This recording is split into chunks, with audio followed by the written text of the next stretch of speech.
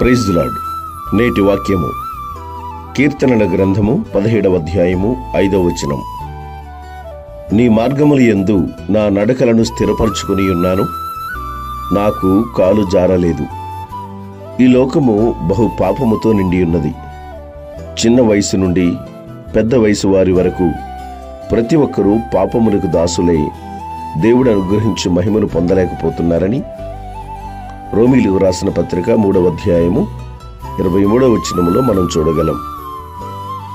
ప్రియమైన దేవుని బిడ్డలారా, లోకము వెంట నడిస్తే అది పాపమునకు, తద్వారా శాపమునకు, మరణమునకు దారితీస్తుంది. కానీ యేసు అనే మార్గములో మనము జీవిస్తే మన అడుగులు తడబడకుండా, మనము మార్గము తప్పిపోకుండా స్థిరమైన భక్తితో కొనసాగడానికి వీలవుతుంది. భక్తుడు కోరుకుంటున్న మాట ఏమిటి అంటే, నీ మార్గములలో నా నడకలను నేను స్థిరపరచుకోవాలి. ఎప్పుడైతే నీ మార్గములో నేను జీవిస్తానో, లోకానుసారమైన మార్గములోనికి వెళ్లకుండా నీ మార్గము వైపే నేను దృష్టి సారిస్తానో, అప్పుడు నాకు కాలు జారదు.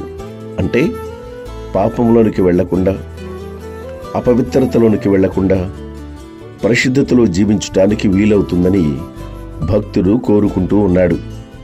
కాబట్టి మనం కూడా ఈ పాపపు లోకములో జీవిస్తున్నటువంటి క్రమములో ఆ పాపంలో చిక్కుబడిపోకుండా ఉండాలి అంటే లోకము వెళ్లే మార్గములో కాదు గాని దేవుని మార్గములో, అనగా భక్తి మార్గములో, విశ్వాస మార్గములో మనము జీవించినప్పుడు పాపంలోనికి వెళ్ళము, పరిశుద్ధంగా జీవించి ప్రభువు కృపకు పాత్రులుగా ఉండగలం.